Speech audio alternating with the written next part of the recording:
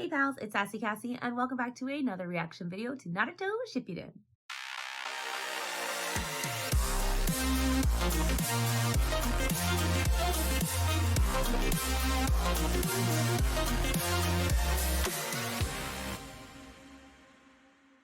As always, I'd like to thank all of my subscribers and anyone watching this video.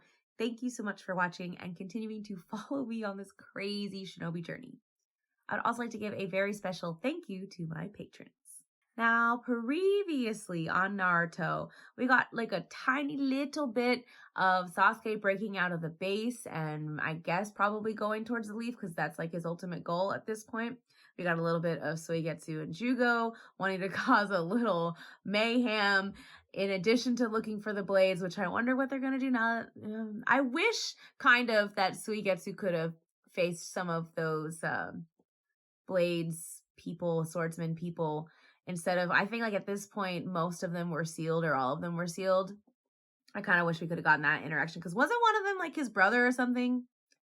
I don't know. But besides that, we got back to the fight with Naruto and Bee and Kakashi and Guy Sensei and Fake Madara and the previous Jinchuriki. So a lot happened. We got a little bit like the voice of one of the tailed beasts talking about how painful it was, and I'm sure it's painful to be controlled, and I know that none of them have really great experiences with humans. Maybe some of them are like the eight tails, but I enjoyed the interaction between Naruto and I can't remember if it's the 4 or 5 tails, but I enjoyed that interaction between them. I thought that was really interesting to kind of see the back and forth, not just with how 8 tails is talking to Naruto, not talking to Naruto, talking to the 9 tails, and how the tailed beast that Naruto is talking to currently is seeing how different Naruto is because he doesn't speak to them like they are beasts, because it's true. He does understand what they're coming from, what their pain must be like, because he lived pretty much his whole life, people not even caring to know his name, ignoring him, thinking of him as something when he could be something more or something completely different. And I'm sure the tailed beasts are always seen as weapons because they're this amalgamation of chakra and they're super powerful, but maybe they too are also more than weapons. They have names, they have feelings, and they're in a lot of pain because they're being controlled against their will. And similarly, their former hosts are also being controlled against their will. So I'm sure it's very painful all around. So I'm excited to get into this next episode because we ended with that tailed beast telling Naruto he knows how he can like free him. And I don't know how it's going to happen, but my best crazy person theory is that somehow he's either going to take him inside himself or he's going to give him some of his chakra to help him break him out of control. I'm not really sure. So let's find out. By the way, I ate you. What are you going to do now? Oh yeah. Technically he was eaten. That's how he got in here. I don't trust Jinchuriki humans on principle. Especially not fools like you that claim they want to be friends with tailed beasts. In other words, don't assume that even if you do set me free from these chains, I'll automatically become your ally. That makes sense. But I feel like there's a however. The response I'd expect. 9 tails. This transient form is nothing more than a nodule. You're only a piece of yourself. A pittance of your true power. Quiet. You are me. So I'm going to assume that most of the tailed beasts have experienced the same sadness when it comes to humans trying to control them. So maybe 9 tails was upset with 8 tails about becoming friends with his Jinchuriki, but I'm sure, considering what we know about the past of the 8 tails going wild, that it actually isn't always that way. He isn't always friends with his Jinchuriki. I'll seal the rest of the 9 tails in Naruto. A ritual altar. He's planning to seal me up again. Not inside that baby. Kushina, are you okay? There you are. Maybe did he understand? understand their sacrifice here. Are we gonna get Ninetales' perspective on this? We are. It says Ninetales. QB. Where am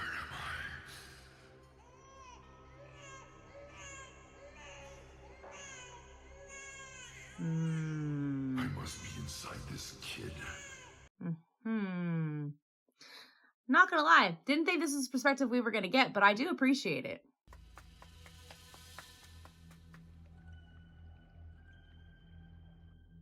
He's not like that. He's nothing like the nine-tailed fox.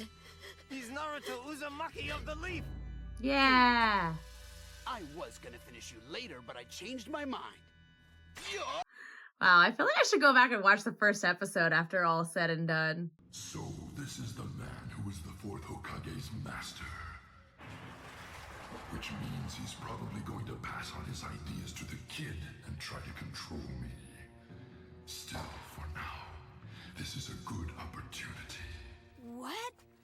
What's going on? Your training ends right here. If you don't wish to die, do something about it. Now! I remember because then he summoned a toad and it was great. So the brats finally come to me. How wonderful it would be to kill and eat you. But this accursed gate confines me. It's that infuriating sealing spell. No way. You're the nine-tailed fox. I forgot about that imagery. Ugh. It's time to collect the rent. That's one of my favorite lines. Yes, I actually did it! I finally pulled it off! I did the summoning jutsu for He real! acts as if my power is his own. But at least now, he can clearly sense my presence. And as a result, he'll use my power even more.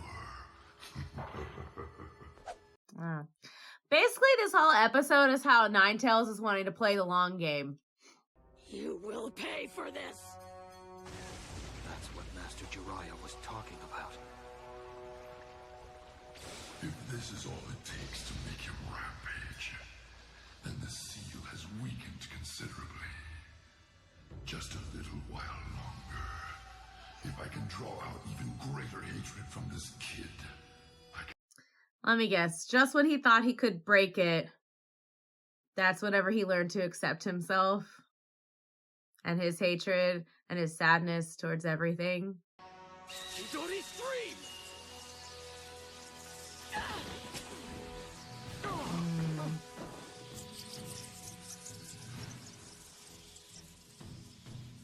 Now is your chance, Naruto.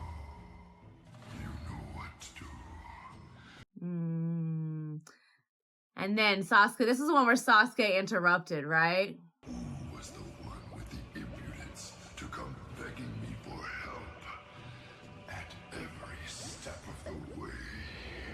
You understand by now, don't you? Without me, you couldn't do anything at all. You could never face such powerful foes without me. This world And then we're gonna get here. Then we're gonna get here. I remember this as well. I kind of forgot that he went into tailed beast mode here. Because there were so many other things that happened in the destruction of the leaf. Give me your soul, your spirit, your vital essence. Give it to me. And in exchange, I will rescue you from your pain. Now, come here. Yes, that's it. Come closer and rip this accursed... I don't know why I always think of the, what is it, the wolf from the Little Red Riding Hood. Come closer, my dear. The better to see you with. In this case, the better to eat you with. I'm right here. Right in front of you.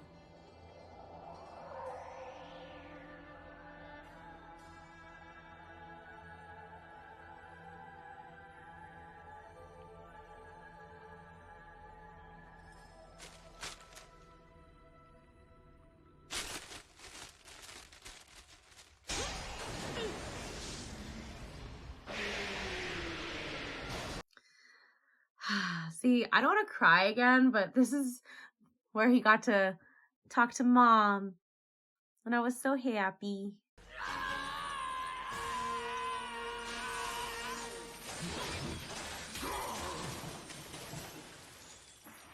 What is this chakra?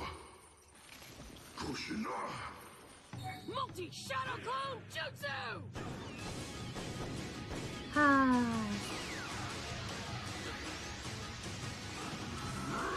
I love in a way that even though this is from the Ninetales perspective, this is like Naruto greatest hits. When it comes to him, maybe not all the greatest hits, but when it comes to him dealing, maybe it's more of like a summary of him dealing with this. But it is definitely an interesting perspective, seeing that the Ninetales was purposely baiting him so that he could break free. Damn it. How could this happen to me again? Again? Does he mean... Power from me. Even though he's just... a kid? Just Teenager? What is he anyway? It's a guy. Interesting. Oh, that's the end of the episode. Okay. Well, this episode was a lot of fun, if I could use that word, because it truly was... I said greatest hits, but I'm gonna maybe not greatest hits, but really just a review of all the times that Naruto has unleashed the Ninetales or faced difficulties involving the Ninetales chakra and his power, and just spinning it a little bit so that we understand that the Ninetales has been trying, he's been playing the long game. He's been trying to get out since Naruto was a baby, and it's just biding his time, slowly pushing him and inching him closer and closer, which I guess we could have kind of gotten that, but I don't know. This puts a little bit more perspective on it, I feel. And him getting upset, I want to say that him saying that this happened to him again was referring to Minato sealing some of his power away, but he might also be referring to fake Madara. I'm not 100% sure. So I don't know, but the episode was very interesting. I know I use that word a lot, but I truly enjoyed seeing this from the Ninetales perspective. So I'm curious going into the next episode, considering earlier the whole thing that started the reminiscing from the Ninetales perspective is the other tailed beast saying that, please understand that just because you free me doesn't automatically mean we're going to be friends, doesn't automatically mean I'm going to trust you, or that everything's going to be honky-dory, because by principle, I don't trust Jinchuriki. Which is understandable, because I'm sure not just the Ninetales, but all of them have faced many different ninja who simply think of them as a weapon. And I feel like, especially because I feel like I've been shouting it from the rooftops about Naruto and even Gaara beforehand, they are more than just weapons. These tailed beasts, even though they are an amalgamation of chakra, they have names, personalities, feelings. They are more than just weapons to be sealed away and whose power should just be used at the whim of whoever. Now, granted, I'm not sure if they were roaming around free that they wouldn't harm other people, but maybe considering what happened forever ago, and I know he was also being controlled by fake Madara, but like maybe the rampage is also because people have been trying to control him and he's trying to break free. Not saying it's right, but I'm saying that could be potentially another reason for them to be rampaging so much, even without somebody controlling them. But I'm going to go ahead and wrap it up, because next episode, hopefully, we'll get more details. So until then, thank you all so much for watching and continuing to follow me on this crazy shinobi journey. And until next time, bye.